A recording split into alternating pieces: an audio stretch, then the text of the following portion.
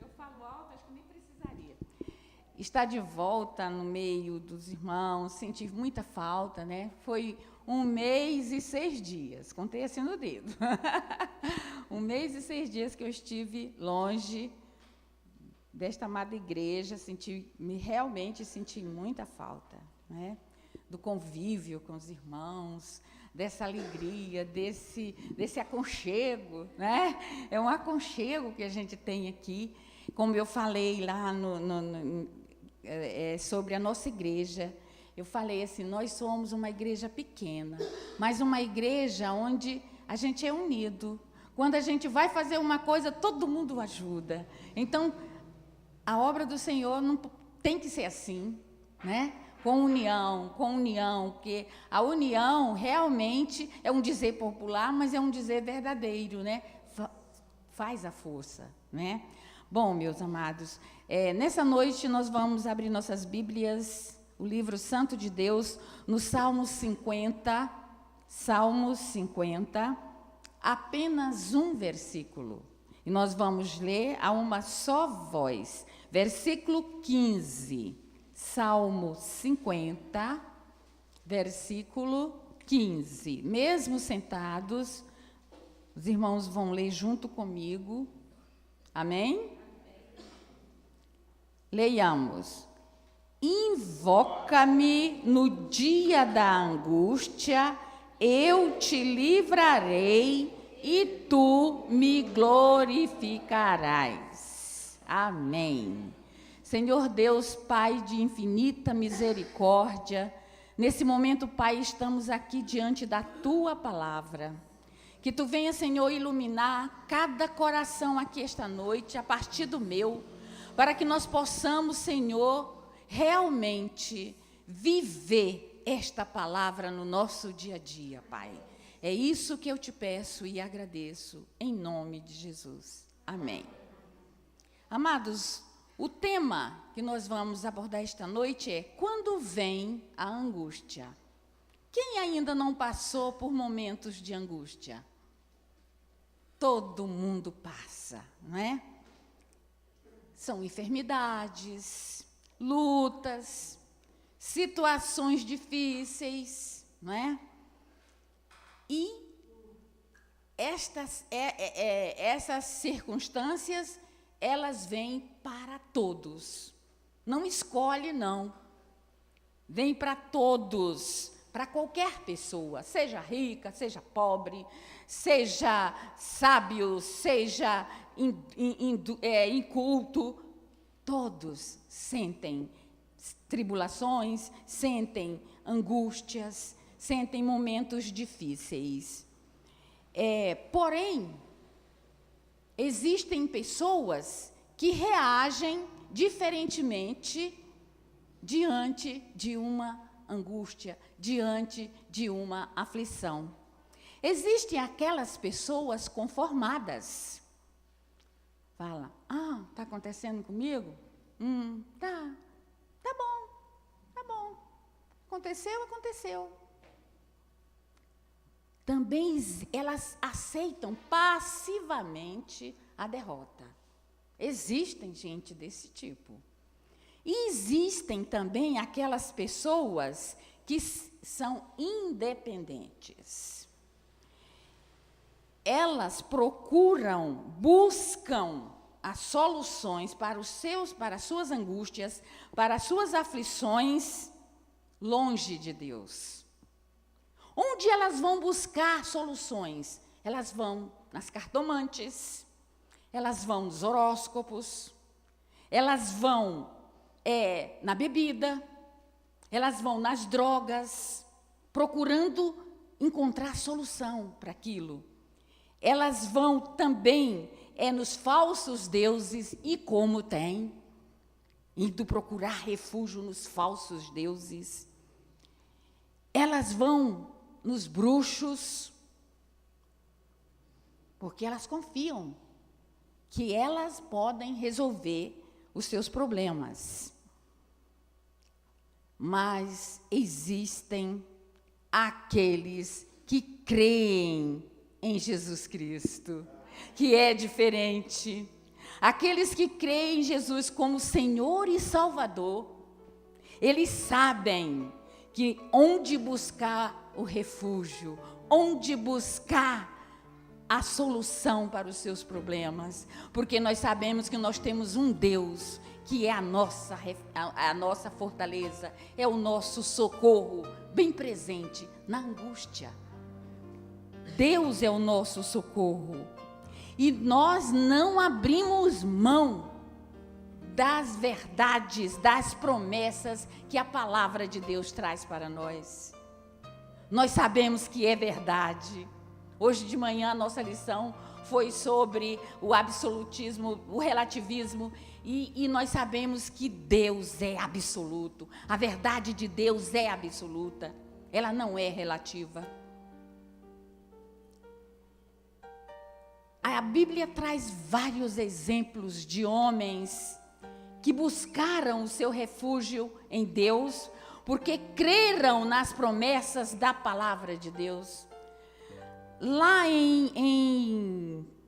deixa-me ver, Isaías, o cego de Cafarnaum, quando Jesus estava passando, 2 cegos em Cafarnaum, eles clamaram: Jesus, filho de Davi, tem misericórdia de nós.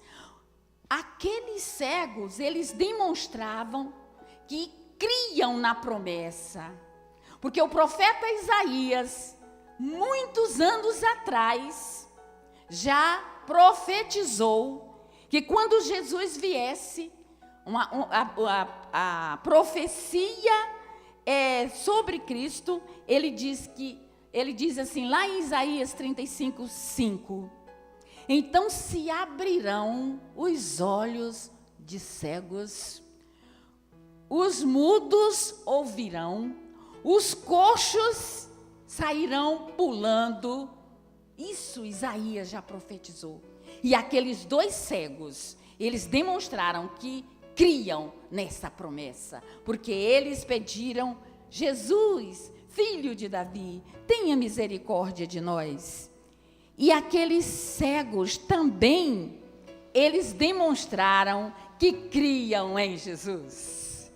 Porque Jesus lhes perguntou: vocês acham que eu posso fazer isso?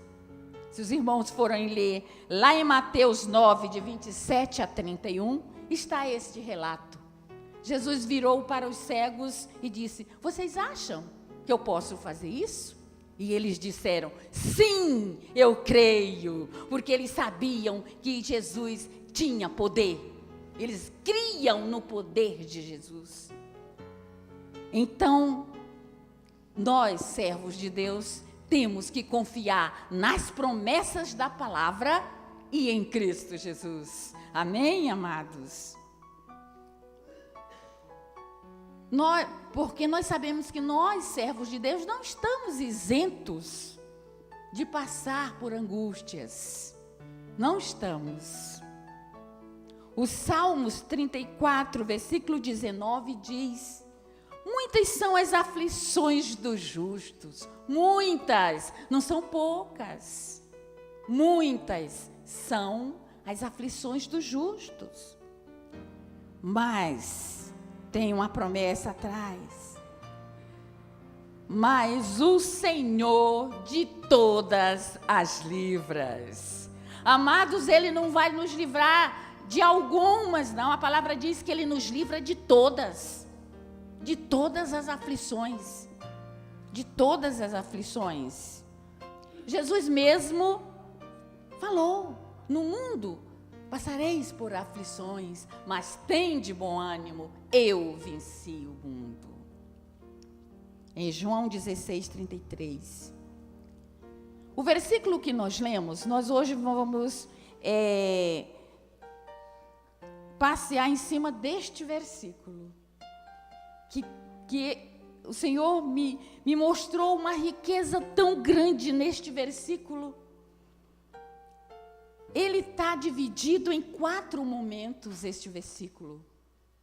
O primeiro momento é a situação. Todos nós passamos pela situação no dia da angústia.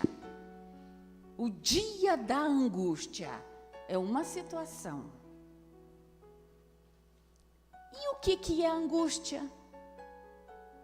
Angústia é aflição.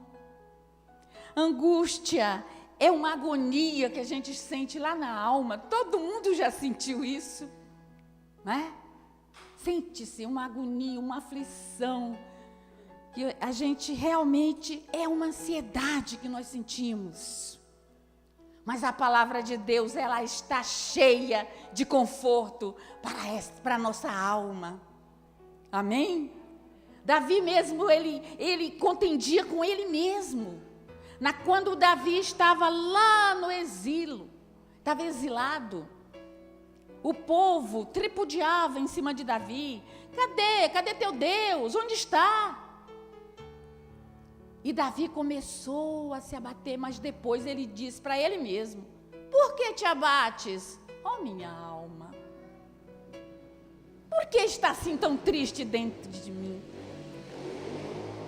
E a palavra de Deus trouxe a resposta. Deus estava com Davi. Aí ele se lembrou das coisas boas que ele fazia no templo. Quando ele cantava, saía com os irmãos alegre, e aquilo fazia com que ele vivesse. Não está no roteiro não, tá, Ju? Eu pulo. O Senhor coloca assim na minha cabeça alguns versículos, não está no roteiro, que eu pedi Jô para fazer o roteiro, mas aí eu extrapolo. Em Naum, a palavra de Deus nos conforta. Ela diz assim: o Senhor é bom, é fortaleza no dia da angústia, e conhece os que nele se refugiam. O Senhor é fortaleza. O que é uma fortaleza? Se nós colocarmos para o sentido militar, quando há uma guerra, tem aquele forte, que é a fortaleza onde os soldados se refugiam. E o Senhor é a nossa fortaleza. Amém, amados? Nós temos que nos refugiar do Senhor. Na hora que nós estivermos angustiados, na hora que nós estivermos aflitos, na hora que nossa alma estiver abatida, né? Nós temos que nos refugiar no Senhor. Esse versículo também, ele se divide no segundo momento. O segundo momento deste versículo é uma ordem. O verbo aí está no imperativo. O Senhor Deus dizendo: invoca-me. No dia da angústia, invoca-me. Nós não precisamos ir como aqueles que não sabem para onde vão, querendo achar o consolo para eles em outros lugares. Nós sabemos em que nós temos crido. Então nós vamos invocar ao Senhor. Invoca-me. O que é invocar? É o mesmo que rogar, é o mesmo que suplicar, é o mesmo que implorar ao Senhor através das nossas orações. Quantas orações de súplicas nós não fazemos? Nós estamos invocando ao Senhor. Nas nossas orações de súplica, nós estamos invocando ao Senhor. É como se o Senhor tivesse dizendo aí: invoca-me. Ele está dizendo: filho meu, clama por mim, clama por mim. Não vai querer resolver os problemas por você mesmo. Eu estou aqui, eu sou a tua fortaleza. Eu sou a tua fortaleza. A palavra de Deus nos mostra as ricas, muitas experiências riquíssimas de homens de Deus que suplicaram nas horas difíceis, na hora que eles estavam passando pelo vale da sombra da morte.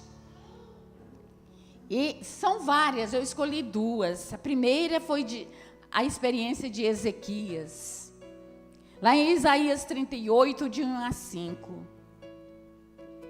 Os irmãos já pararam para pensar? Vocês receberem a visita de um anjo e o anjo dizer assim para você: olha, Deus mandou dizer que você vai morrer, te prepara a tua casa, deixa tudo em ordem, porque tu vai morrer. Foi isso que Deus mandou o profeta Isaías falar para Ezequias. Ezequias recebeu essa ordem de Deus, esse recado de Deus, que ele ia morrer. Que ele ia morrer. Mas o que fez Ezequias? Será que ele se conformou como aquelas pessoas que dizem, vou morrer mesmo? Então tá, vou morrer. Não. Ele voltou-se para Deus, ele implorou ao Senhor, ele mostrou, Senhor, eu sou teu servo. Ele suplicou, e Isaías ainda não tinha saído do pátio, quando o Senhor falou, volta, e diz para Ezequias que eu ouvi a oração dele, e deu a ele mais 15 anos, e fala para ele que ele ainda vai viver mais 15 anos. Então o Senhor, quando nós invocamos com fé, Ele nos ouve. Ele nos ouve. Vamos clamar por socorro somente para Deus. O segundo exemplo que eu vou abordar é o de Jonas. Jonas 2:2. Mesmo dentro do ventre do peixe, Jonas fez uma oração, e esta oração foi ouvida pelo Senhor. No mais profundo abismo. Vejam bem, meus amados, que esses dois homens estavam no vale da sombra da morte. E eles, mesmo assim, eles clamaram pelo Senhor. Eles clamaram. A oração de Jonas foi ouvida, e ele foi resgatado do ventre do peixe. Ele foi resgatado. A angústia de Jonas e Ezequias era uma angústia de morte. Era uma angústia maior do que... eu ainda nunca passei uma angústia de morte, né?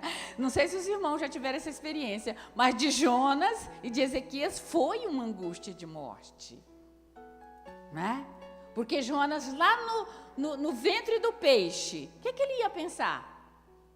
Vou morrer, né? Estou morto já. Estou morto. No fundo do mar, no ventre de um peixe. Mas ele clamou ao Senhor. Invoque. Se você estiver enfrentando por problemas, algum problema que eu não sei qual, invoque ao Senhor. Clame por Ele. Clame por Ele. Suplique.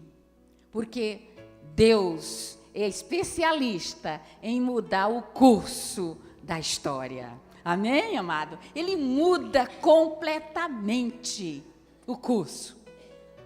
Ele muda completamente, porque Ele é o Deus do impossível. Ele não age como o homem age. Deus é Deus. Terceiro momento que esse versículo nos traz é uma promessa. É uma promessa. Ele diz, eu te livrarei.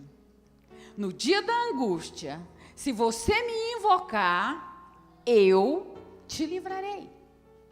Eu te livrarei. O nosso Deus, meus amados, é um Deus de libertação. O que é livrar? Livrar é libertar. Livrar é libertar. Ele te liberta.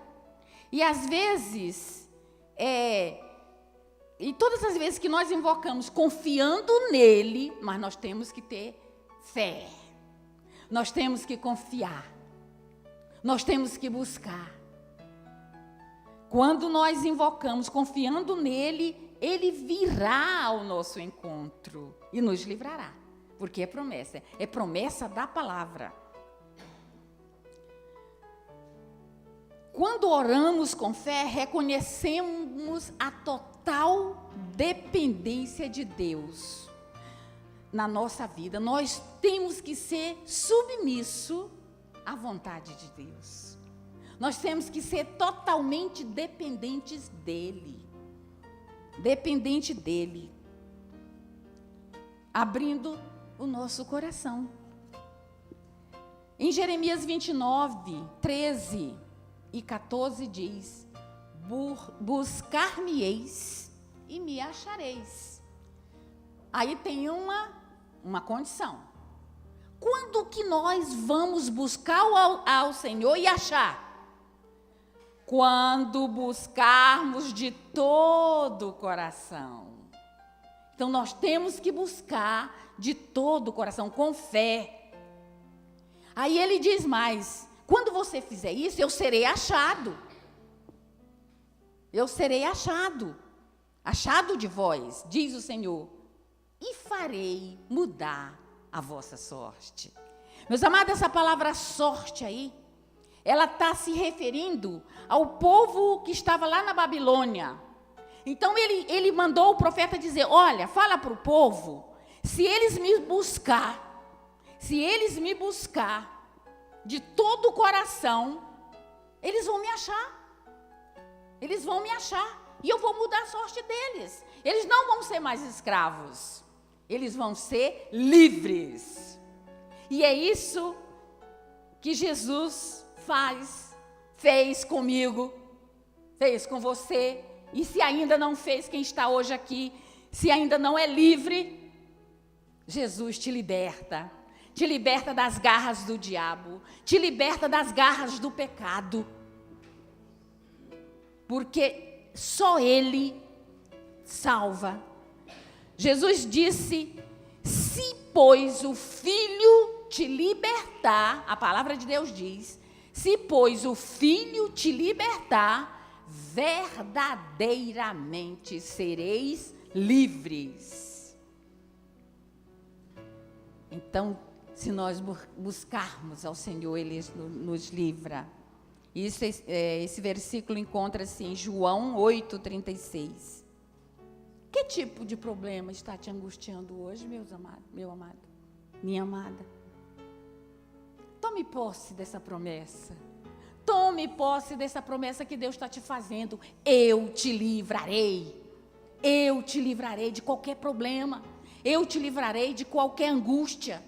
Eu te livrarei de qualquer aflição que você esteja passando. É promessa. Quarto momento que este versículo trouxe foi o resultado. Quando Deus nos livra, quando Deus faz algo para nós, isso tudo é para quê? Para a honra e glória do nome dEle. Então ele diz: e tu me glorificarás. Amém, amados?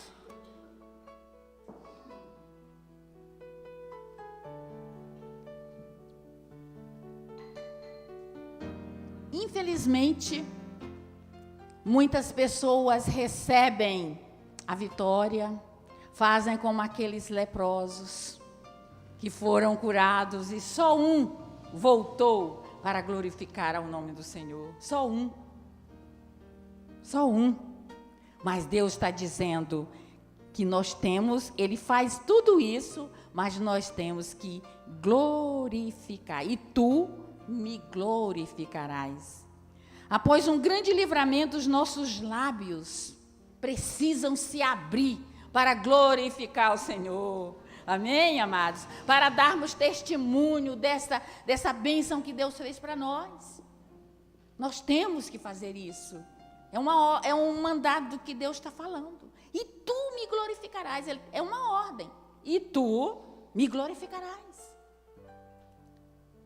A Bíblia tem muitos cânticos de homens e mulheres de Deus que, após vitórias maravilhosas, elas glorificaram a Deus. Eu escolhi alguns, porque são muitos. Primeiro, o cântico de Moisés. Moisés glorificou ao Senhor. Esse cântico, ele encontra-se lá em Êxodo 15. Ele é grande. Eu pedi para o Jô projetar apenas até o versículo 4.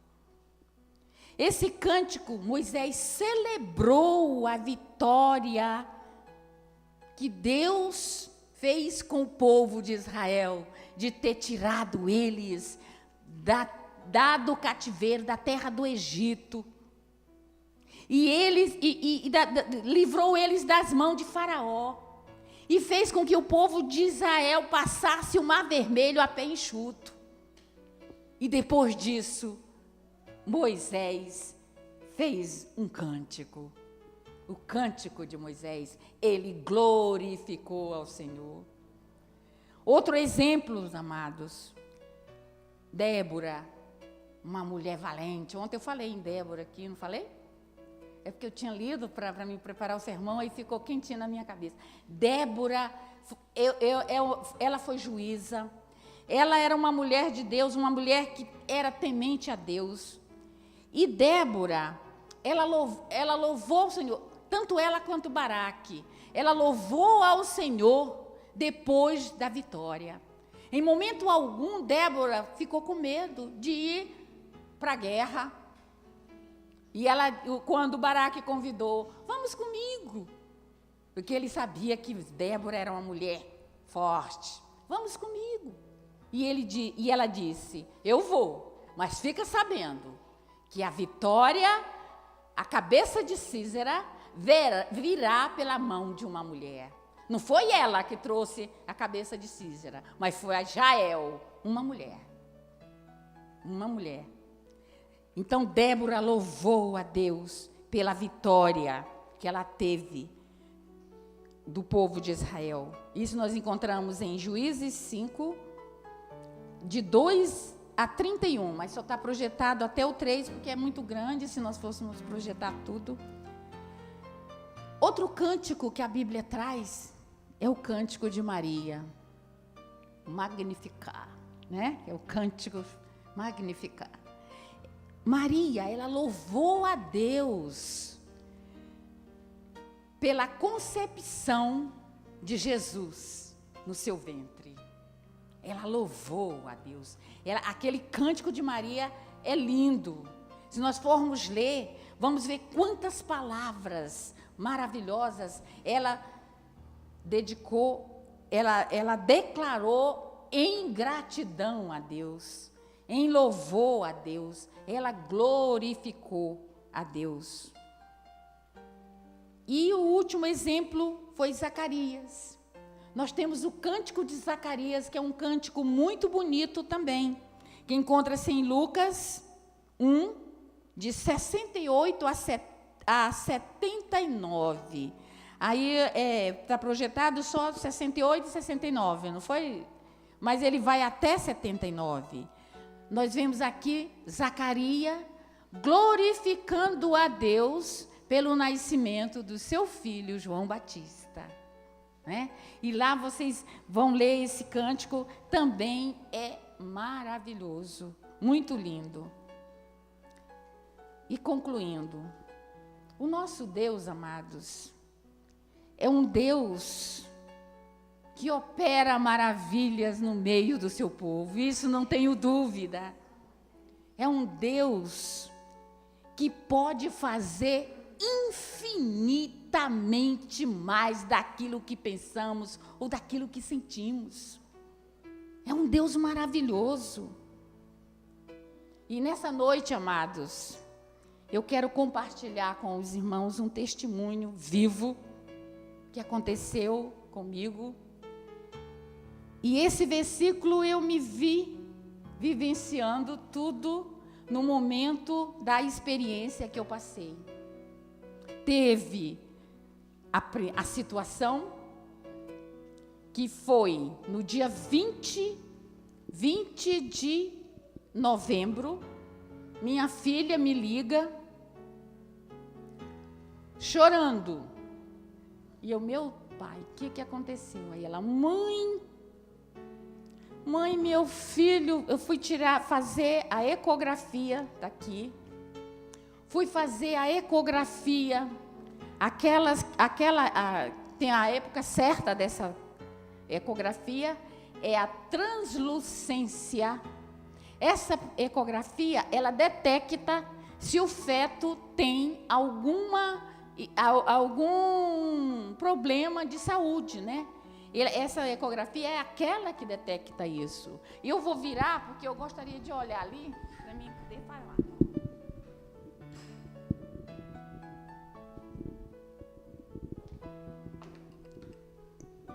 Obrigada. Então, quando ela me falou, ela falou: mãe, o resultado deu que meu filho, ele tem algumas anormalidades. Ou seja, tinha 50% de chance, não era total, porque eles não dão assim, eles não falam para a mãe o exato, ele diz: olha, é alto risco de ser anormal. Meus amados, ali eu vou só mostrar, não sei se dá para você botar setinha ali no tamanho da translucência nucal. Essa translucência nucal, na criança normal, vai até 1,9. O feto estava com 2,9. A medida certa de quem tinha síndrome de Down.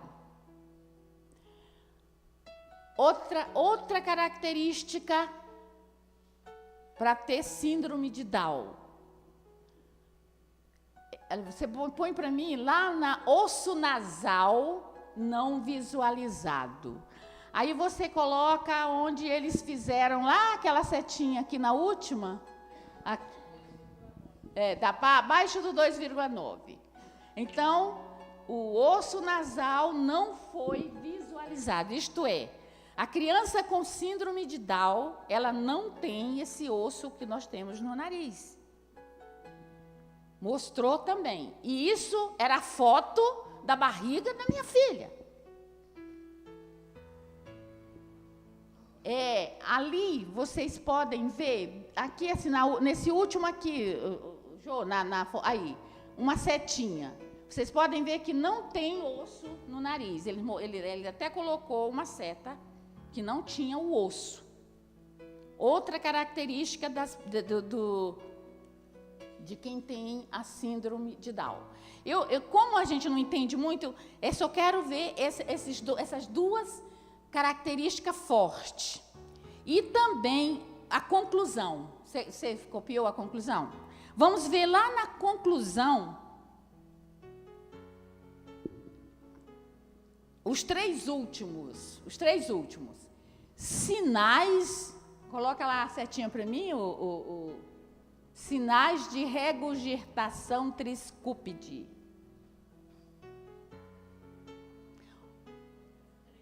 Aí, o que é isso? A criança com síndrome de Down, ela apresenta uma deficiência cardíaca. Então, ele pelo exame, o médico ouviu, e ela tinha a válvula mitral dela tinha regurgitação. O sangue voltava. Então, por isso que quase todas as crianças com síndrome de Down, elas têm que ser operadas ainda, às vezes nem sai, antes de ir para casa, o médico já opera de acordo com a gravidade. Outros vão para casa, passam uns dias e voltam para fazer a operação. Mas todos são operados, né? Eles têm isso. Olha a conclusão: osso nasal não identificado e avaliação de risco em anexo. Você copiou a avaliação de risco? Não, né? Tá. A avaliação de risco está aqui. Eu vou só ler para os irmãos. Alto risco para cromossopatia. Associando-se a dados de regurgitação triscúpide e falta do osso nasal. Risco para síndrome de Down. Está aqui o resultado assinado pelo médico. A minha filha, ela ligou desesperada, não por síndrome de Down ser doença, não é doença, mas é uma criança especial, uma criança que vai precisar a vida inteira de atenção. Quando ela me ligou desesperada, porque para uma mãe é duro, né? É duro saber isso. Ela me ligou desesperada, aí eu comecei a confortá-la, eu falei, filha, mas se Deus quis assim, é porque é a vontade dele. Ele vai te dar um filho especial, porque você também é especial. Ele escolheu uma mãe especial. Aí é que ela chorava. Aí, nesse momento, o Espírito Santo falou, você está falando errado. No dia da angústia, invoca-me. Invoca-me. Eu falei, filha, você crê que Deus, Ele pode transformar esse feto no seu ventre? Ele pode fazer com que ele fique normal? Ela disse, eu creio, mãe. Eu digo, então vamos orar? Meus amados, eu orei. Eu senti uma alegria tão grande. Eu chorava na minha oração, porque o Senhor me mostrou meu neto curado. Amém? Quando terminou a oração, eu falei, filha, você crê em milagres? Ela disse, creio. Eu digo, seu filho foi curado. E você vai tirar outra ecografia amanhã, que já era bem tarde. Aí ela disse, mãe, eu não tenho dinheiro, porque a mãe é para tudo, né? Mãe, eu não tenho dinheiro, que eu fiz esse pelo plano, e o plano só cobre uma, não vai cobrir a outra. Eu digo, eu mando dinheiro. Aí fiz uma transferência, e no outro dia, ela fez a outra ecografia. 21, aquela está datada do dia 20, e essa do dia 21. E o resultado...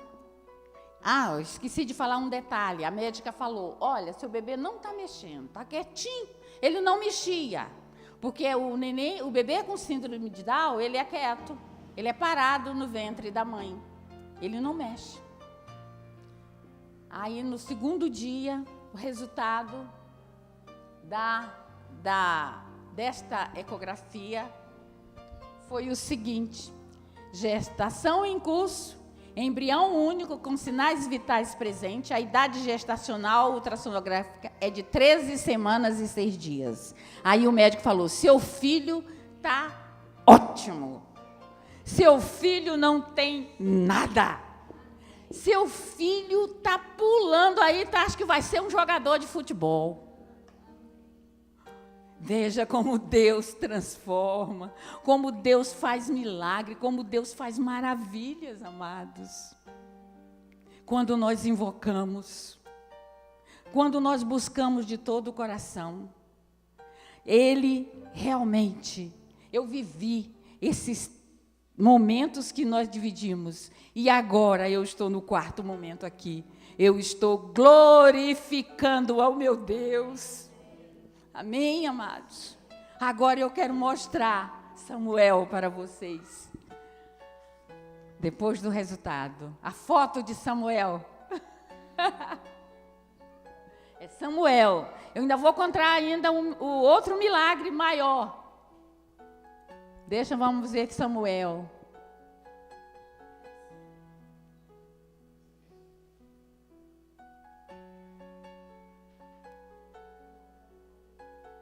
Enquanto ele fala, eu vou só falar o outro milagre.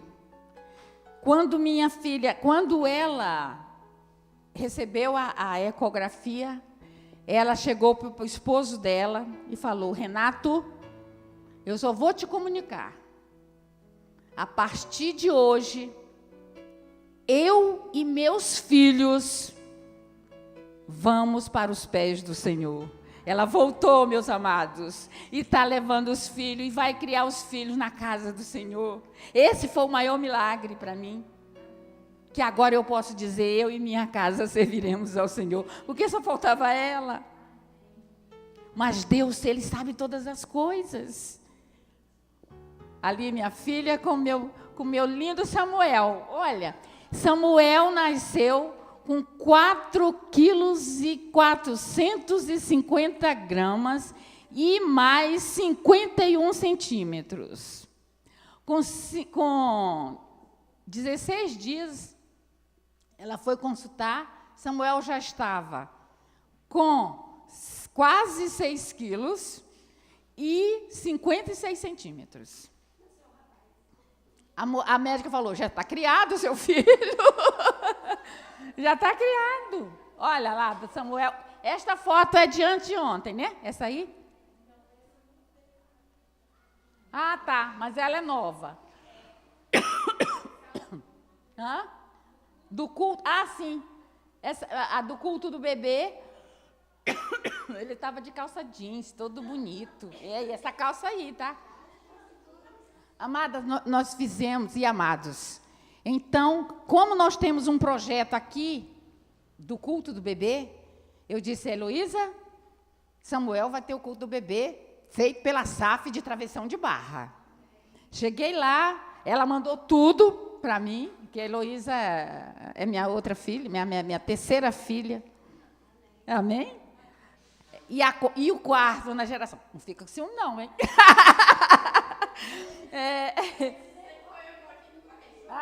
Você que botou no correio, tá certo.